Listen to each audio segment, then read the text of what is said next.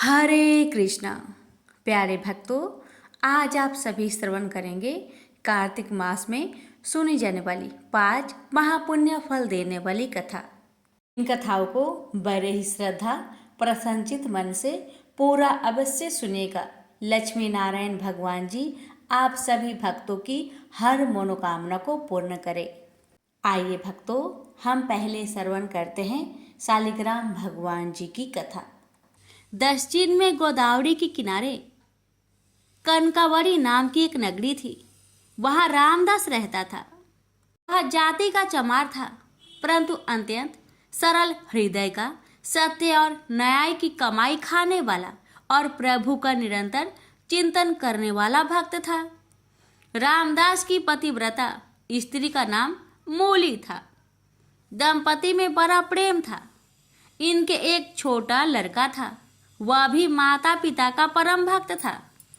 तीनों प्राणियों के पेट भरने पर जो पैसे बचते, उनसे रामदास अतिथि की सेवा और पीड़ितों के दुख दूर करने का प्रयास करता।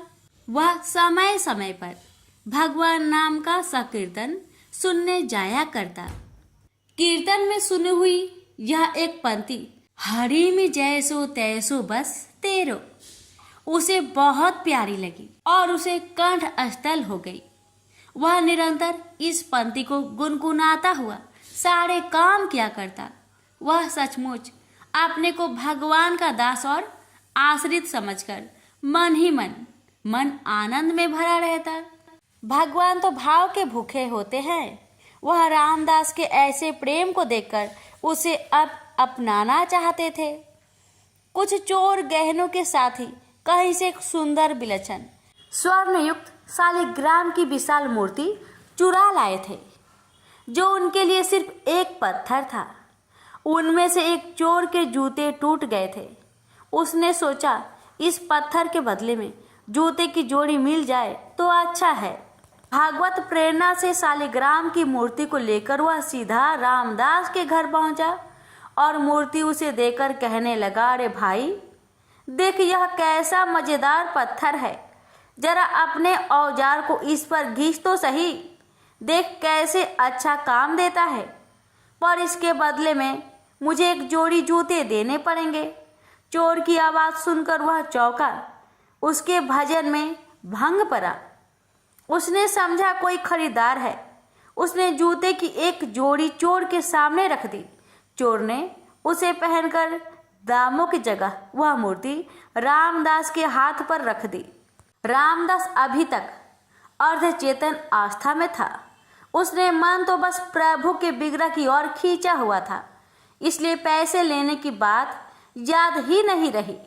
मूर्ति को उसने अपने सामने रख दिया और उसी पर औजार घिसने लगा। भगवान शालग्राम बनकर प्यारे भक्त के घर आ गए। एक दिन एक ब्राह्मण उस तरफ से निकले। शालिग्राम की ऐसी अनोखी मूर्ति चमार के पत्थर की जगह देखकर उन्हें बहुत दुख हुआ। उस समय रामदास उस गोल मूर्ति को पैरों के बीच में रखकर उस पर औजार घिस रहा था। ब्राह्मण ने विचार किया, भला बंदरों को हीरे की कीमत का क्या पता, यह चमार शालिग्राम को क्या पहचाने। उन्होंने मूर्ति खरीदने का विचार कर नजदीक जाकर उससे कहा, भाई आज मैं तुमसे एक चीज मांगता हूँ, तू मुझे देकर पुण्य लाभ कर। यह पत्थर मुझे बहुत सुंदर लगता है, मेरे नेत्र इससे हटाए नहीं हटते। रामदास जी ने ब्राह्मण के इस दीन भाव को देखकर वह पत्थर ब्राह्मण को दे दिया। पंडित जी इस दुर्लभ मूर्ति को पाकर बड़े प्रसन्न हुए। वे उसे घर लाए। उन्होंने कुएं के जल से स्नान किया, फिर पवित्र स्वच्छ वस्त्र पहनकर शालिग्राम भगवान को पंचामृत से स्नान करा। सिंहासन पर पधार कर षोडश उपचार से उनकी पूजा की। पंडित जी की पूजा तो बड़ी विधि से करते थे, परंतु उनके हृदय में दिव्य गुण नहीं थे। उसमें लोभ, ईर्ष्या, कामना, भोग वासना, इंद्रिय सुख की लालसा, क्रोध, बैर आदि दुर्गुण भरे थे। रामदास अशिक्षित था, परंतु उसका हृदय बड़ा ही पवित्र था। उनके मन में लोभ, इच्छा, भोग इच्छा, क्रोध और बैर आदि का नाम निशान भी नहीं था। भगवान सालग्राम ने विचार किया, आहा, जब वह परम श्रद्धा वह भक्ति पूर्वक गीत गोविंद गाता हुआ मेरी मूर्ति पर जल छोड़कर अपना औजार घिसता था, उस समय मुझे ऐसा लगता था मानो कोई परम भक्त मेरा शरीर पोंछ रहा है। जब वह मेरा नाम संकीर्तन करता हुआ मूर्ति को पैर पर रखकर उस पर चमड़ा रखकर काटता था, तब मुझे ऐसा लगता मानो मेरे अंगों पर कोई भक्त चंदन कस्तूरी का लेप कर रहा है। अवश्य ही उसको मेरे यथार्थ स्वरूप का ज्ञान नहीं है, परंतु उसने अपनी सरल विशुद्ध निस्वार्थ भक्ति से मुझे बस में कर लिया। मैं जैसा विशुद्ध और निस्वार्थ भक्ति से बस होता हूँ, वैसा दूसरे किसी साधन से नहीं होता। ब्राह्मण की पूजा सच्ची नहीं है, वह मेरा भक्त नहीं है, वह तो अपनी कामनाओं का भक्त है। यह विचार कर भगवान शालिग्राम ने पुनः रामदास के घर जाने का निश्चय किया और रात को स्वप्न में ब्राह्मण से कहा, तू मुझे रामदास के घर पहुंचा दो। ब्राह्मण सुबह ही रामदास के घर शालिग्राम की मूर्ति को लेकर पहुंच गया और उसने रामदास से कहा, रामदास, ये कोई साधारण पत्थर नहीं है, ये तो साक्षात भगवान ही हैं, तीनों लोकों के स्वामी हैं। अब तू बहुत प्रेम से इनकी पूजा करना। ब्राह्मण के वचन सुनकर रामदास की आंखें में आंसू आ गए और वह प्रेम विह्वल हो गया और भगवान से प्रार्थना करने लगा, प्रभु, मैं अति दीनहीन अनजान दुर्जन पतित प्राणी हूँ। रात दिन चमड़ा घिसना ही मेरा काम है। मुझ में न सोच है न समझदार, मुझसे नीच जगत में और कौन होगा। ऐसे पतित पर भी प्रभु ने कृपा की। अब रामदास दिन और रात भगवान के प्रेम में कभी रोता और कभी हंसता तो कभी नाचता। अब तो उसे एक ही रट लग गई, नाथ, अब मुझे दर्शन दो। पहले तो मुझे पता ही नहीं था, पर आपने ही मेरे हृदय में ये आग लगाई है। मैंने तो ना पहचान कर आपकी मूर्ति का निरादर किया, पर आप मुझे नहीं भूले और ब्राह्मण के द्वारा अपना स्वरूप बताकर मेरे घर आ गए। यदि दर्शन नहीं देते थे तो ये सब क्यों किया।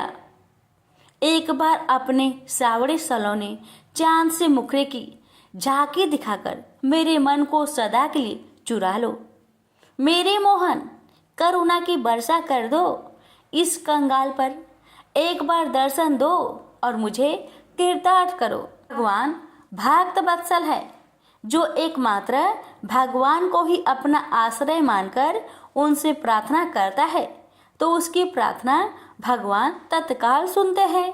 उसके ऐसे दिव्य प्रेम को देखकर भगवान से रहा न गया।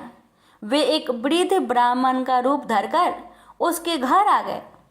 भगवान ने उसके घर आकर उसकी विरह वेदना को शांत नहीं किया, बल्कि उसकी विरह वेदना को पहले से भी और अधिक बढ़ा दिया और उससे कहा, अरे भाई, भगवान का दर्शन कोई मामूली बात थोड़ी ही है। बड़े बड़े देवता, योगी मुनि अंतकाल तक तप, ध्यान और समाधि करने पर भी जिनका दर्शन नहीं कर पाते, तो जैसे मनुष्य को उनके दर्शन कैसे हो सकते हैं। यह सुनकर रामदास की आंखों से झर झर आंसू बहने लगे। उसने कहा, हे देव, मैं क्या करूं? मुझसे रहा नहीं जाता और मेरा यह दृढ़ विश्वास है कि मेरे नाथ दीन बंधु हैं, दया के अपार सागर है। मुझे वे दर्शन देंगे और जरूर देंगे। पति कैसे ही रंग रूप का क्यों ना हो, पर पत्नी का पति में अटूट प्रेम होता है। ऐसे ही मैं अपने स्वामी के स्नेह को परख चुका हूँ। यूं कहते कहते रामदास का कंठ रुक गया। ऐसे दृढ़ विश्वास व अनन्य प्रेम को देखकर भगवान से बिल्कुल रहा न गया। वे अपने भक्त को अपने से मिलाकर एक करने के लिए छटपटाने लगे। अकस्मात अनंत कोटि सूर्यों का प्रकाश छा गया। रामदास की आंखें मूंद गई। उसने हृदय में देखा भगवान मनमोहन त्रिभंगी लाल मुस्कुराते हुए मधुर मधुर मुरली बजा रहे हैं और कह रहे हैं, आ मेरे पास आ, कैसा सुंदर रूप है। वह आनंद सागर में डूब गया। अचानक आंखें खुली, देखता है सामने भी प्रभु का वही दिव्य सच्चिदानंद घन विग्रह विराजमान है।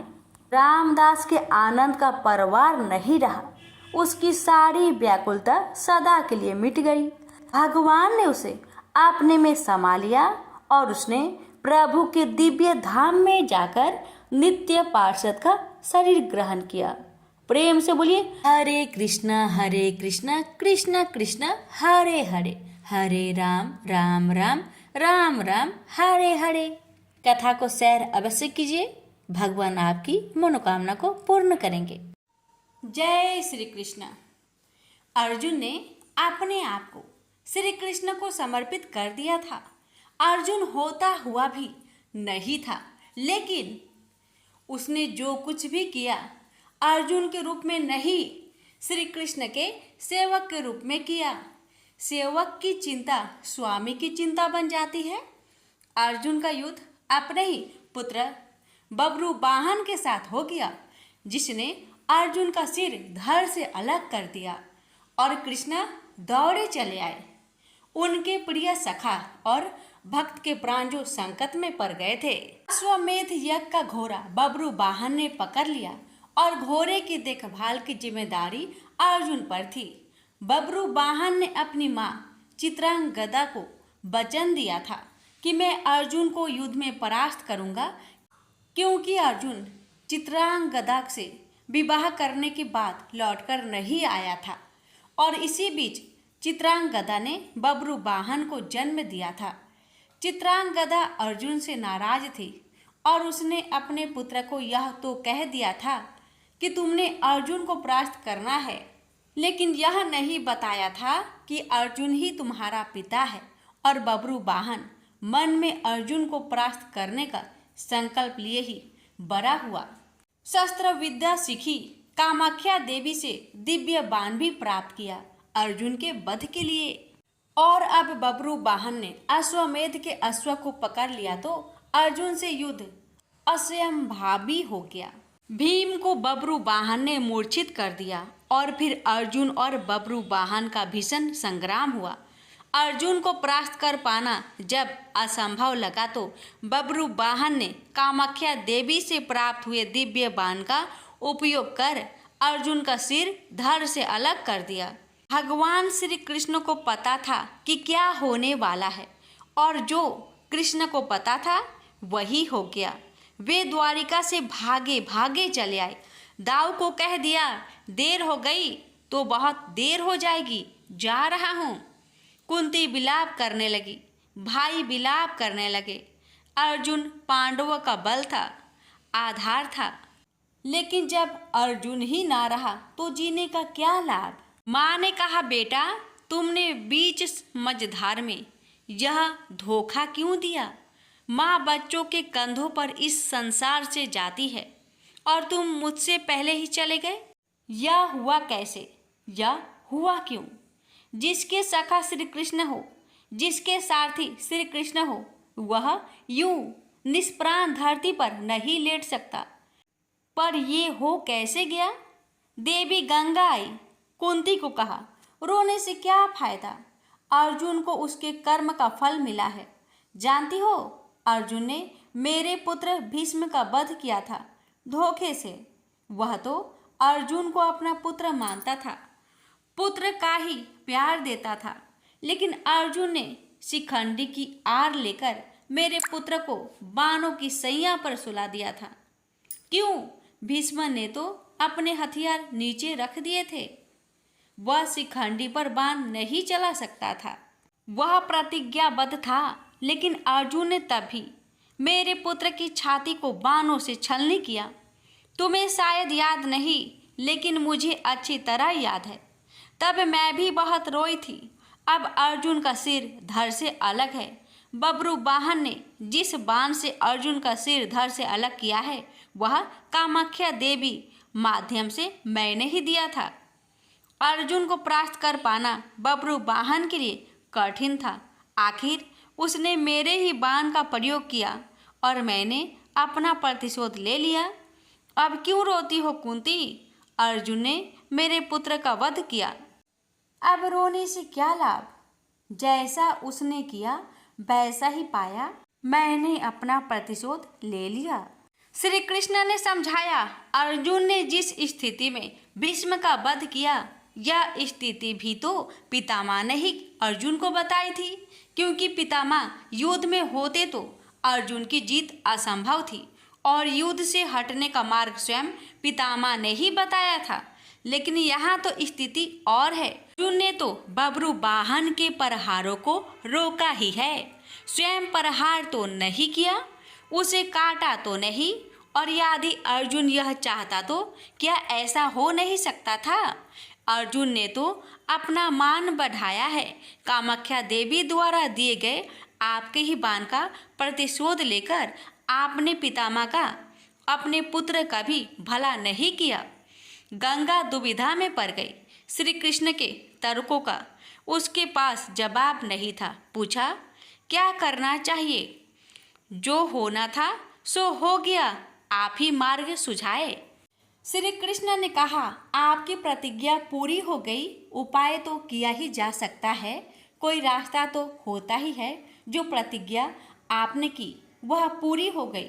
जो प्रतिज्ञा पूरी हो गई तो अब उसे वापस भी लिया जा सकता है। यदि आप चाहे तो क्या नहीं हो सकता, कोई रास्ता तो निकाला ही जा सकता है। गंगा की समझ में बात आ गई और माँ गंगा ने अर्जुन का सिर धड़ से जोड़ने का मार्ग सुझा दिया। यह कृष्ण के तर्कों का कमाल था, जिस पर कृष्ण की कृपा हो, जिसने अपने आप को श्री कृष्ण को सौंप रखा हो, अपनी चिंताएं सौंप दी हो, अपना जीवन सौंप दिया हो, अपना सर्वस्व सौंप दिया हो, उसकी रक्षा के लिए श्री कृष्ण बिना बुलाए चले आते हैं। द्वारिका से चलने पर दाऊ ने कहा था, कान्हा, अब अर्जुन और उसके पुत्र के बीच युद्ध है, कौरवों के साथ नहीं, फिर क्यों जा रहे हो?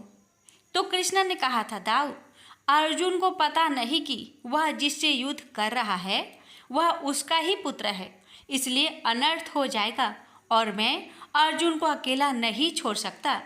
भगवान और भक्त का नाता ही ऐसा है, दोनों में दूरी नहीं होती। और जब भक्त के प्राण संकट में हो तो भगवान चुप नहीं बैठ सकते। अर्जुन का सारा भाव हो और कृष्ण दूर रहे, ये तो हो ही नहीं सकता। याद रखे, जिसे श्री कृष्ण मारना चाहे उसे कोई नहीं बचा सकता और जिसे वह बचाना चाहे उसे कोई मार नहीं सकता। अर्जुन और श्री कृष्ण है ही एक, नर और नारायण। प्रेम से बोलिए श्री कृष्ण भगवान जी की जय हो। कीरे नगरा की कथा।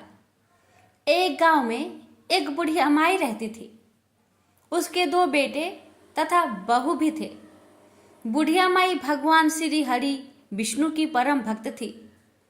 अपना जीवन दान धर्म पुण्य कार्य कर्मों में लगाती थी, परंतु बुढ़िया माई कभी भी मंदिर और सत्संग में वह तीर्थ स्थानों पर नहीं जाती थी।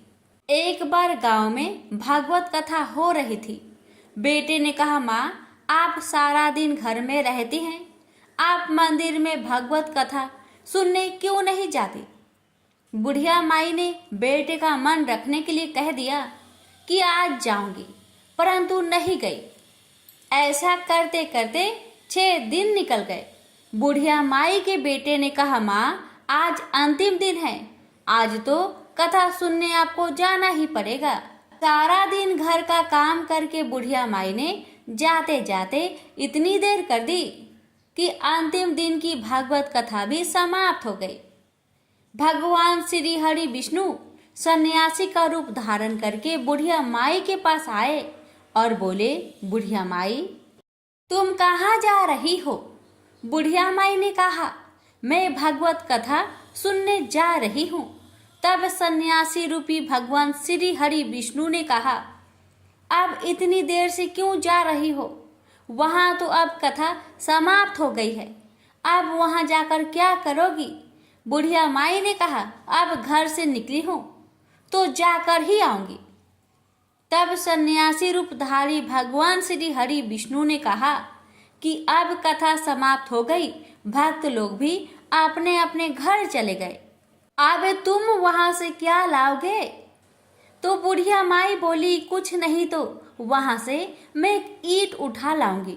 तो सन्यासी रूपधारी भगवान श्री हरि विष्णु बोले, तुम वहां से मिट्टी की ईंट लाओगी, उसके बदले मैं तुम्हें एक सोने का ईंट दे देता हूँ। बुढ़िया माई ने ईंट ले ली और घर की तरफ चल पड़ी और विचार करने लगी कि यदि यह ईंट मैं घर ले जाऊंगी तो बेटे बहू झगड़ने लगेंगे, इसलिए घर के आंगन में बाहर ही बुढ़िया माई ने वह ईंट जमीन में गाड़ दी। परंतु अब बुढ़िया माई का ध्यान उस ईंट पर ही रहने लगा। खाने पीने घर के काम करने में सदैव बुढ़िया माई का अपना ध्यान सोने की ईंट पर लगाए रखती थी। बेटे बहू ने पूछा, माँ पूरे दिन घर के आंगन में क्या करती रहती हो? तो बुढ़िया माई ने कहा, मैं आने जाने वालों को देखती रहती हूँ। एक दिन बुढ़िया माई मर गई। यमराज के दूत बुढ़िया माई को लेने आए। बुढ़िया माई को लेकर धर्मराज जी के पास पहुँचे और धर्मराज जी को सारी बात बतलाई। धर्मराज जी ने बुढ़िया माई को कुतिया की योनी दे दी और कुतिया उसी पेड़ के नीचे बैठी रहती। बुढ़िया माई की बहू ने कहा, इस कुतिया को यहाँ से भगाओ, नहीं तो यह बच्चों को काट जाएगी। तो उसके बेटे ने उसकी पीठ पर एक लकड़ी मारी और बुढ़िया माई मर गई। और फिर उसको सर्प की योनी मिली। आंगन में सर्प को देखकर बेटे बहू ने किसी को काट नहीं जाए इसी डर से मार दिया।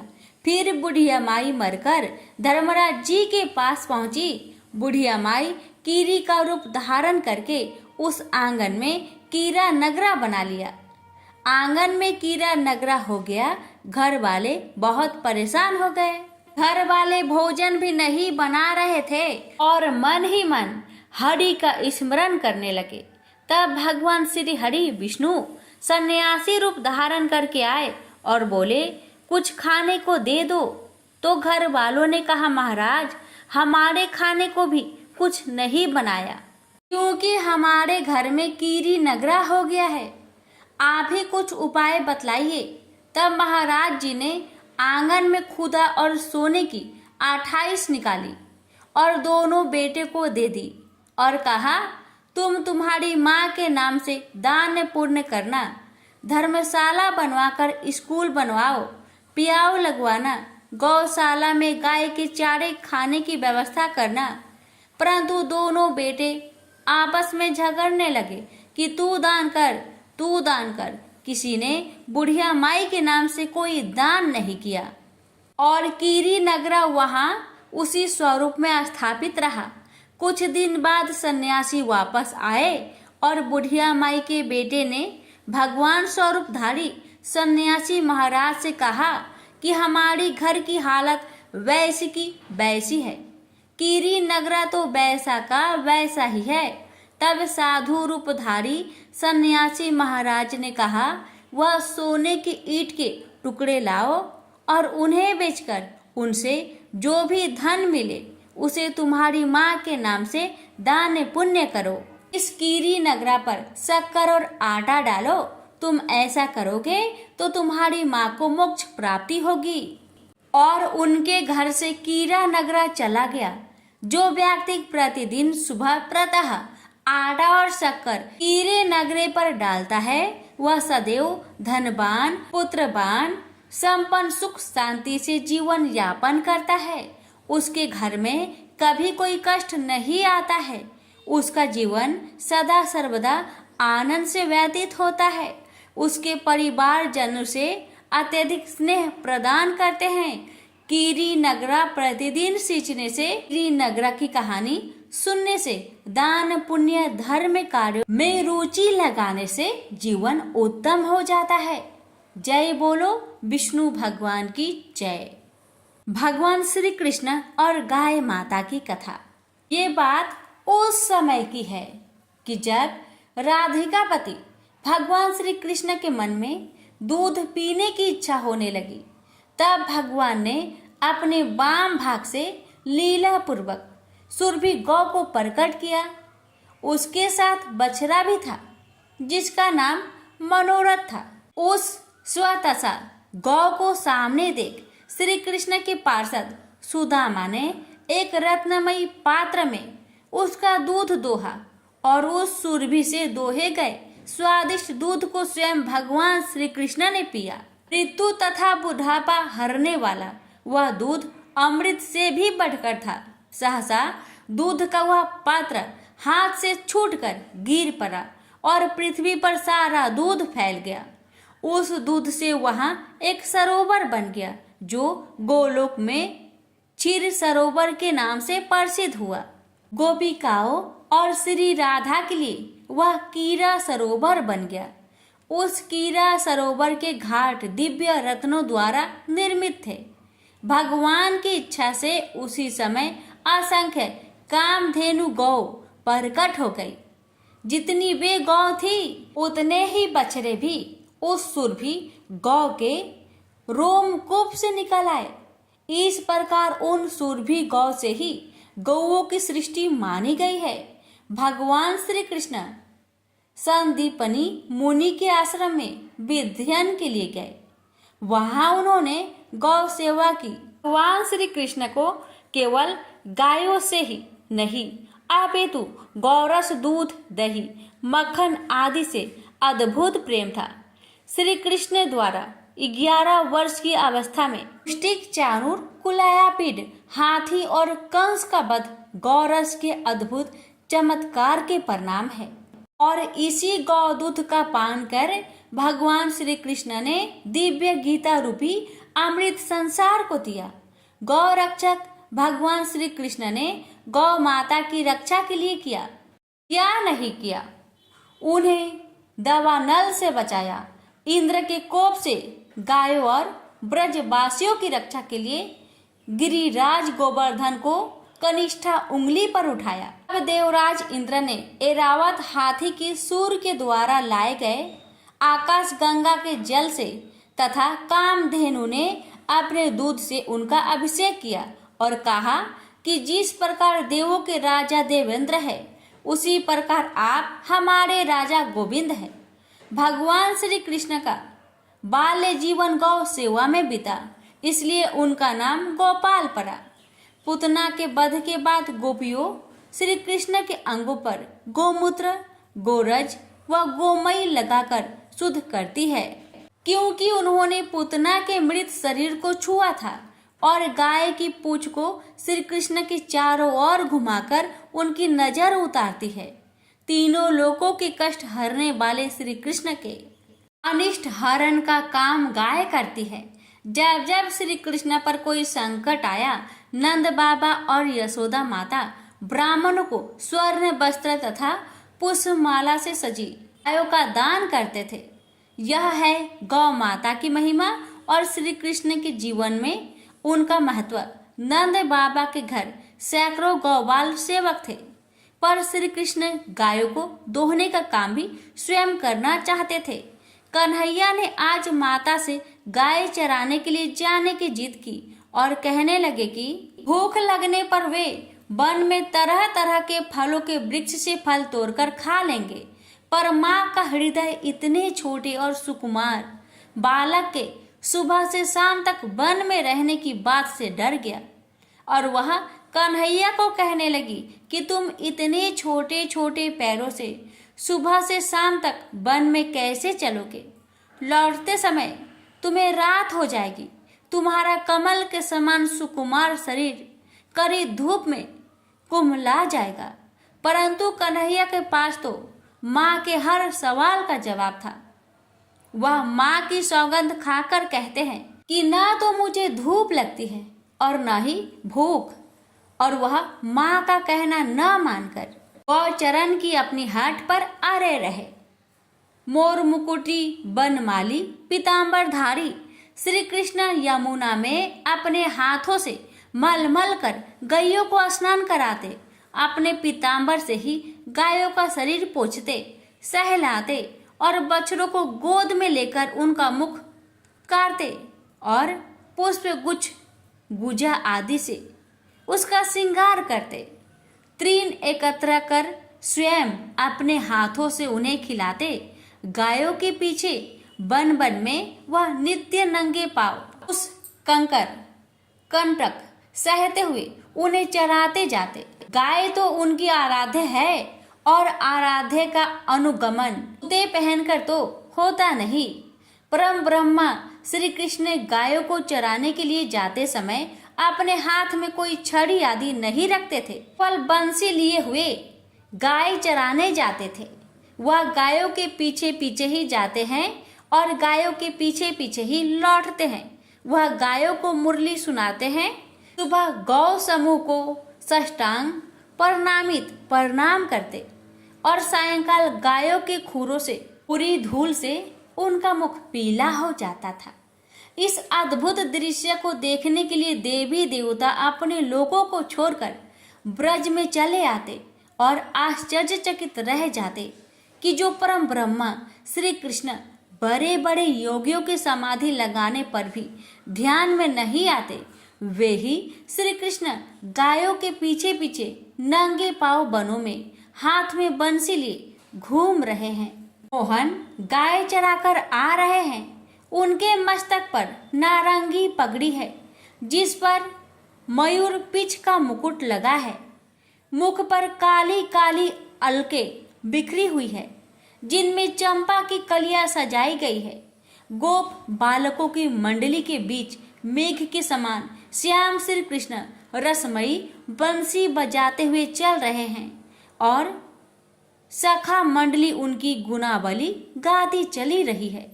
गेरू आदि से चित्रित सुंदर नट के समान भैंस में ये नवल किशोर मस्त चलते हुए आ रहे हैं।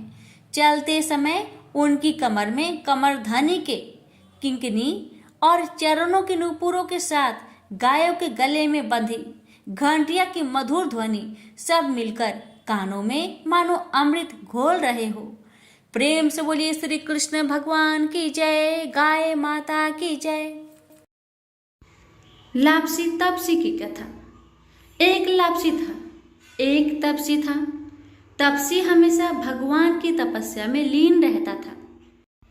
लापसी रोजाना सवा सेर की लापसी बनाकर भगवान का भोग लगाकर जीम लेता था। एक दिन दोनों लड़ने लगे।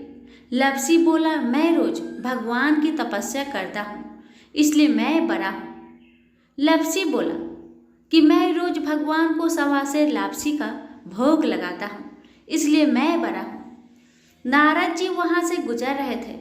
दोनों को लड़ता देखकर उनसे पूछा कि क्यों तुम लड़ रहे हो। लापसी ने खुद को बड़ा होने का कारण बताया और तपसी ने अपना कारण बताया। नारद जी बोले, तुम्हारा फैसला मैं कर दूंगा। दूसरे दिन लापसी और तपसी नहाकर अपनी रोज की भक्ति करने आए तो नारद जी ने छुपकर 1.25 करोड़ की एक एक अंगूठी उन दोनों के आगे रख दी। तपसी की नजर जब अंगूठी पर पड़ी तो उसने चुपचाप अंगूठी उठाकर अपने नीचे दबा ली। लापसी की नजर अंगूठी पर पड़ी लेकिन उसने ध्यान नहीं दिया। भगवान को भोग लगाकर लापसी खाने लगा। नारद जी सामने आए तो दोनों ने पूछा कि कौन बड़ा। तो नारद जी ने तपसी को खड़ा होने को कहा। वो खड़ा हुआ तो उसके नीचे दबी अंगूठी दिखाई पड़ी। नारद जी ने तपसी से कहा, तपस्या करने के बाद भी तुम्हारी चोरी करने की आदत नहीं गई इसलिए लापसी बड़ा है और तुम्हें तुम्हारी तपस्या का कोई भी फल नहीं मिलेगा। तपसी शर्मिंदा होकर माफी मांगने लगा। उसने नारद जी से पूछा, मुझे मेरी तपस्या का फल कैसे मिलेगा। नारद जी ने कहा, यदि कोई गाय और कुत्ते की रोटी नहीं बनाएगा तो फल तुझे मिलेगा। यदि कोई ब्राह्मण को भोजन करवाकर दक्षिणा नहीं देगा तो फल तुझे मिलेगा। यदि कोई साड़ी के साथ ब्लाउज नहीं देगा तो फल तुझे मिलेगा। यदि कोई दिए से दिया जलाएगा तो फल तुझे मिलेगा। यदि कोई सारी कहानी सुने लेकिन तुम्हारी कहानी नहीं सुने तो फल तुझे मिलेगा। उसी दिन से हर व्रत कथा कहानी के साथ लापसी तापसी की कहानी भी सुनी और कही जाती है। प्रेम से बोलिए लक्ष्मी नारायण की जय।